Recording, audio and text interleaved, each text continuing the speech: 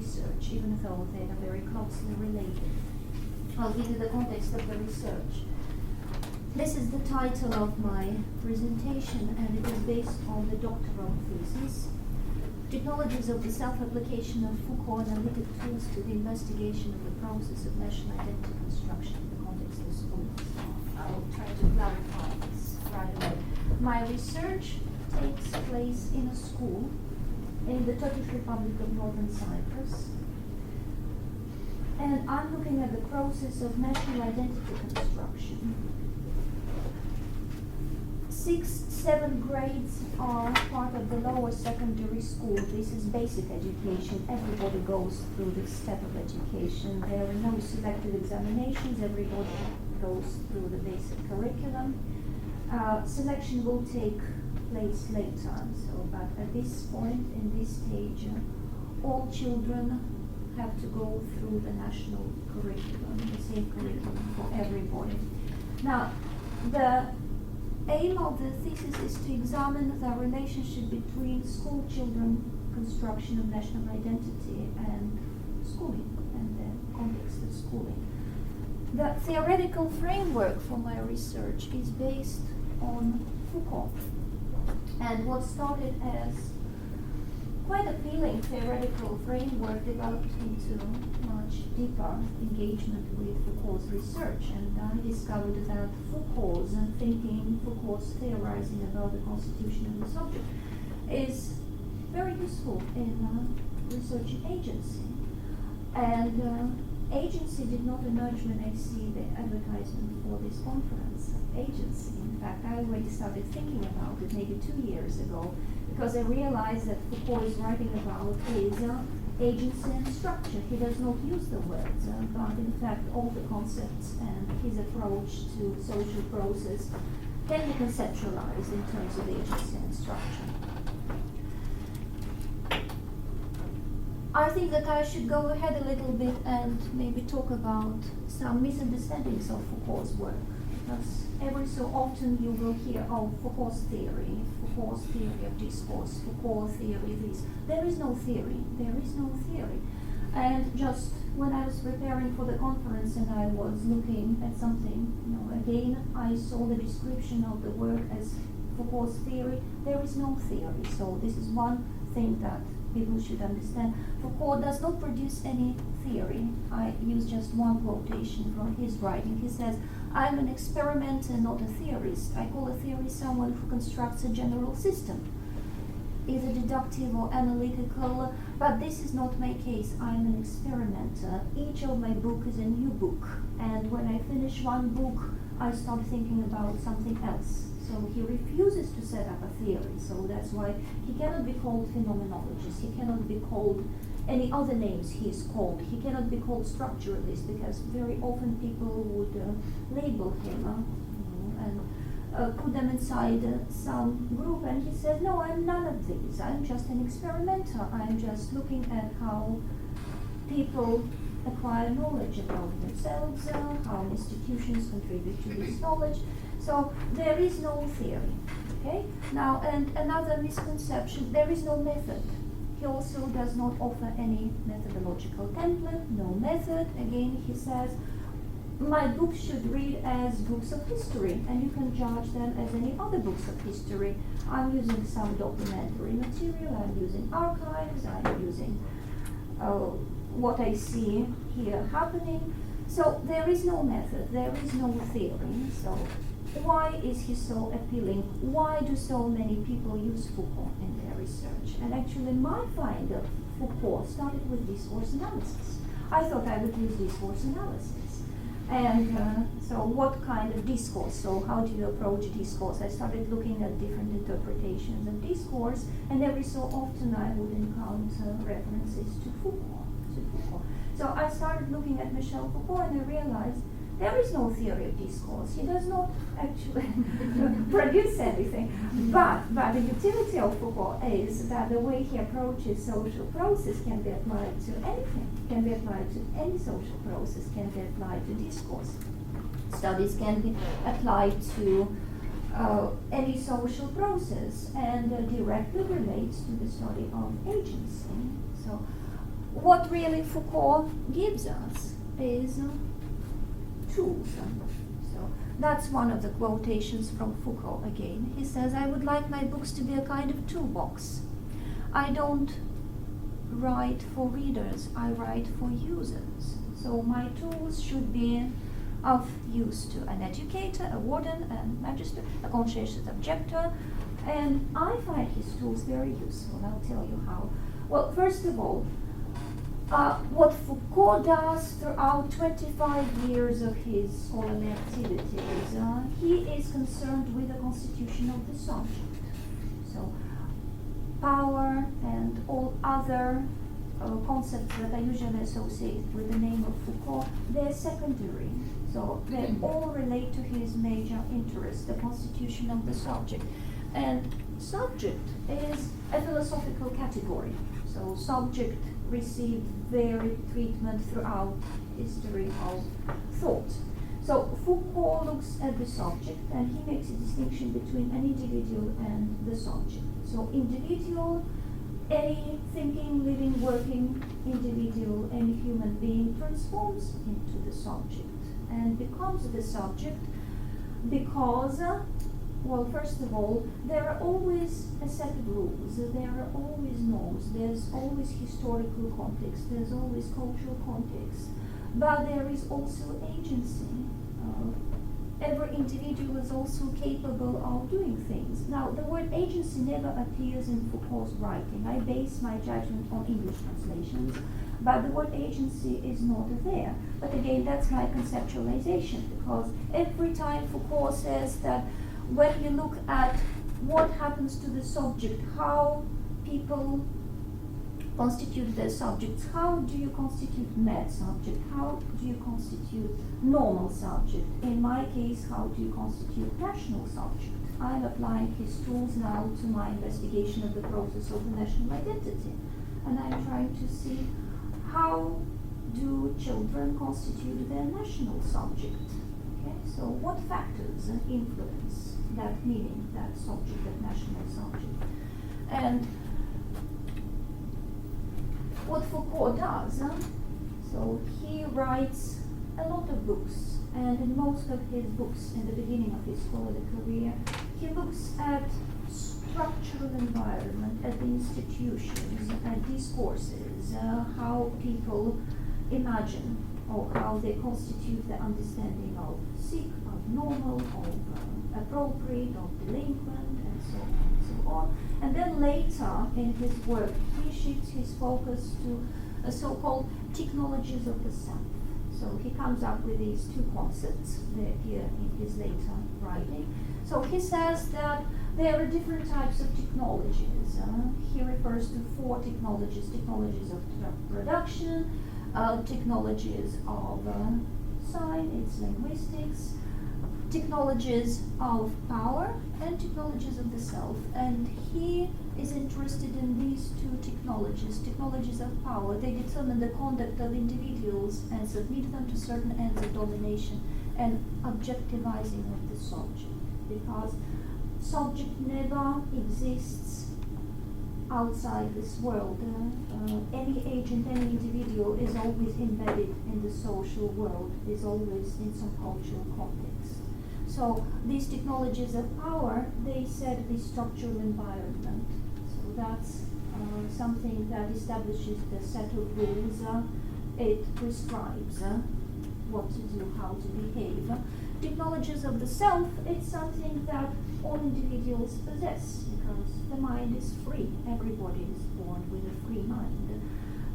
All individuals are capable of performing some actions, modifying existing structures, probably interact, engage in some power relationships, and Foucault makes a specific note that there is no power. He's not interested in power. There's always power relationship. There's always relationship.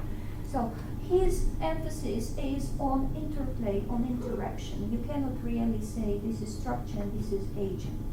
So he looks at the agency in terms of interplay, interrelationship in terms of set of practices. So you always have to look at a set of practices. And that's what I use later in my analysis of the processes. So he says that the two types of technologies of power and technologies of the self, hardly ever function separately. There is constant interaction between the two. So you cannot really separate an individual from his social environment. You have to look at the practices, what is happening, how the structural environment is implemented.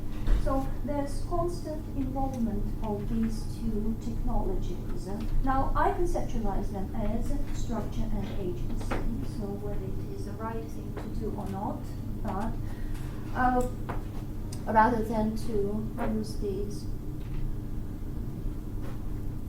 concepts throughout, I think it is just clearer, and I think it is something that is more readily accepted when I look at them as structure and agency. So the technologies of domination are structures or structural environment, and technologies of the self are agency. Okay, so now for me to approach the process of national identity construction, I have to look at a set of practices, because I do frame the approach to this process in terms of Foucault, interplay of the technologies of domination and technologies of the self. So when I'm looking at the interplay of the structure and agency, looking at the set of practices, so that's when I come up with understanding of the process of national identity construction. So how children construct their national subjects. And quite interestingly, there's something that I did not mention in the beginning of the research, and I did not even consider in my research, that teachers come into the stage, because, well, as Foucault writes, individuals construct understanding of themselves, the knowledge of themselves, all by themselves or with the help of others. So in the context of schooling, so every time I encounter a set of practice, certain types of behavior, positioning of children in relation to structural environment, in relation to what structures require them to do, there's always a mediation or a role of the teacher. It's the teacher's presentation of these structures. It's compliance, it's challenging, it's avoidance, it's a lot of happening in between. And the set of practices just demonstrate all the understanding of the constitution of this national subject. So I'll just give you one example. Okay, so we already mentioned Atatürk, and the figure of Atatürk is, I think, quite important, not only in Turkish culture, but in general in our modernity, because it is a new kind of modernity when a political persona manages to change the country, to create the country, because the country actually did not exist. So he created the country, and he completely secularized Muslim country. So he separated the state from the religion. He introduced, Pınar would know very well, she has Turkish background. He changed Arabic script into Latin script. Okay? He abolished headwear. He introduced Swiss law. He modernized the country that was quite backwards, if you look at it from the positions of modernity. And he still serves as, that image, that legendary image of a great transformer, of a reformer. So when all this took place in Turkey, Turkish Cypriot community in Cyprus followed all the changes in Turkey, and they adopted Atatürk as their ideology. So this is their ideological position. So they are secular, they embrace modernity, they are for changes. And you can see Atatürk now engraved anywhere you can find in the school space, and sometimes you don't realize he's there. So at some point, I'm thinking that this is some kind of a game. So you have to find how many Atatürks would be in this space. So they are very pale. Okay, somewhere in the corner here, in the corner there, small bust in the corner tucked away. So he is never meeting you, in his full length, but he's popping up everywhere. In your textbook, in some poster, and most of these posters are very faded. So when I asked the teachers and I asked the students, when did you get these posters? One teacher said, 100 years ago when we bought our furniture, so we don't know. So it becomes the part of the environment. And when you just find certain things where you can locate the national identity, because, I'm using a definition of national identity, affiliation to countries and states, definition from a psychologist, University of Surrey. So it just helps me to put boundaries on the concept of national identity. So when I look at all the materials, I just found a few landmarks that allow you to frame the national identity. But again, so it all comes with structure. So now when you look at the front pieces of the textbook of mathematics, again there's Atatürk and the national anthem and so on. And again, I asked the textbook writer, they changed the textbooks, why do you still have the kit that has been here for the last 60 years? And she said, that's the format. So that's the format, nobody questions this. So on the structural level, so it is all there given to you. But so when you start looking at the set of practices, what really happens? Well, first of all, very often school children, they don't even know that there's Atatürk in the classroom. So when you ask them what kind of saying is attached to the portrait, so they will always give you the wrong saying. Well, they don't know it was there. Or they look at the bust of Atatürk and there's a certain saying, and they see it every single Monday, every single Friday during the assembly, and some of them don't even know what is written there. So their performance, their rituals, the way they sing the anthem, the way they engage in some structural setting, so reveals really a lot. So the constitution of the national subject always modifies the structural environment that is given to them. So it's not really fair to decide what kind of national subjects they will become only by looking at the content and the structure. So children themselves find their own position, they position themselves to these different landmarks. So I find Foucault's approach to the constitution of the subject as a very useful methodology of researching agency.